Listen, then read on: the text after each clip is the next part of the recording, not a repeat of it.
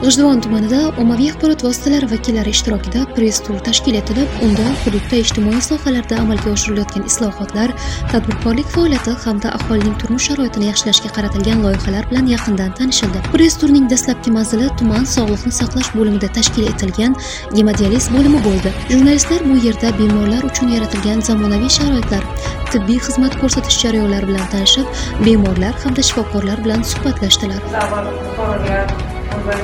Ko'pgina qandli kasallarni mavsumiy davolanayotgani juda yaxshi o'zgarish bo'ldi.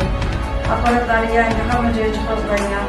Vrachlarimizni hammasi hududda xizmat qilayotganlar uchun ancha o'zgarish bo'ldi. Mazkur bo'lim aholiga sifatli va qulay tibbiy xizmat ko'rsatishda muhim ahamiyat kasb etayotganligi alohida ta'kidlandi. Shundan so'ng ommaviy axborot vositalari vakillari Tavaryon mahallasida faoliyat yuritayotgan tadbirkor xonadoniga tashrif buyurishdi. Bu yerda mahalliy aholining iste'moli hamda viloyatning turli tumanlariga yetkazib berish uchun qurt mahsulotlari tayyorlanayotganligi, ushbu faoliyat orqali bir qator mahalla ayollari doimiy daromad manbaiga ega bo'layotganligi qayd etildi. Press turning navbatdagi manzili davlat xususiy sherikchilik asosida tashkil etilgan maktabgacha ta'lim muassasasi bo'ldi. Tashrif davomida bolalar uchun yaratilgan zamonaviy sharoitlar, qulay o'quv xonalari, xorijiy tillarni o'rganishga qaratilgan mashg'ulotlar jarayoni bilan tanishildi.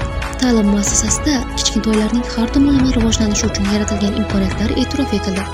Keyinchalik ommaviy axborot vositalari vakillari Saidkent mahallasi hududidan oqib o'tuvchi Zarafshon daryosi bo'yida barpo etilayotgan dam olish maskanini ko'zdan kechirdilar. Ushbu hududda aholi uchun maroqli qoldiq chiqarish imkoniyatlarini kengaytirish maqsadida zarur infratuzilma yaratilayotganligi, maskan tabiiy manzara bilan uyg'un holda rivojlantirilayotganligi ta'kidlandi.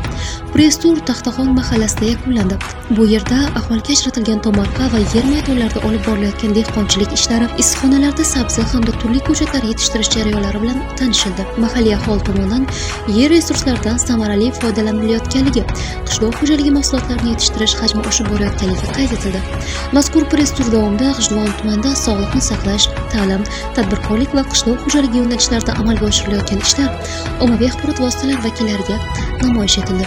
Bu esa hududda olib borilayotgan islohotlarni keng jamoatchilikka yetkazishda muhim ahamiyat kasb etadi.